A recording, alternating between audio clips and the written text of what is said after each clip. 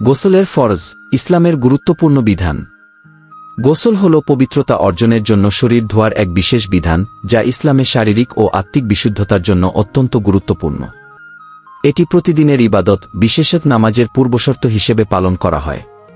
তবে গোসলের মধ্যে কিছু ফরজ বিষয় রয়েছে, যা সঠিকভাবে পালন না করলে গোসল সহি হয় না। গোসলের ফরজ কয়টি? গোসলের ফরজ মূলত তিনটি। এগুলো নিম্নরূপ: ১. কুলি করা, মুখ পরিষ্কার করা। মুখের ভেতরে পানি দিয়ে সম্পূর্ণ ধোয়া। দাঁত ও মুখের প্রতিটি অংশে পানি পৌঁছানো। এমনভাবে কুলি করা যাতে মুখের প্রতিটি কোণ পানি দিয়ে ভিজে যায়। ২. নাক পরিষ্কার করা। নাকের ভেতর পর্যন্ত পানি পৌঁছানো। পানি টেনে নাকে নেওয়া এবং ভালোভাবে পরিষ্কার করা। ৩. সারা শরীরে পানি পৌঁছানো। শরীরের কোনো অংশ শুকনো থাকা উচিত নয়। মাথা থেকে পা পর্যন্ত প্রতিটি অংশ ভালোভাবে ধোয়া। বিশেষত চুলের গোড়া, কানের ভেতর, আঙুলের ফাঁক ইত্যাদি পরিষ্কার করতে হবে।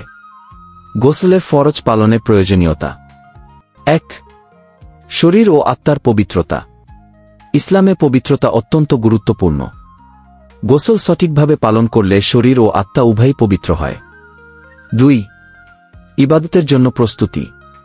নামাজ, কোরআন তেলাওয়াত এবং অন্যান্য ইবাদতের জন্য পবিত্র থাকা জরুরি। ৩. সওয়াব অর্জন। সঠিকভাবে ফরজ গোসল করলে আল্লাহর সন্তুষ্টি লাভ করা যায়। গোসল ফরজ হওয়ার কারণসমূহ। গোসল তখন ফরজ হয় যখন জানাবাত, নাপাকি, সহবাস, স্বপ্নদোষ বা বীর্যপাতের কারণে।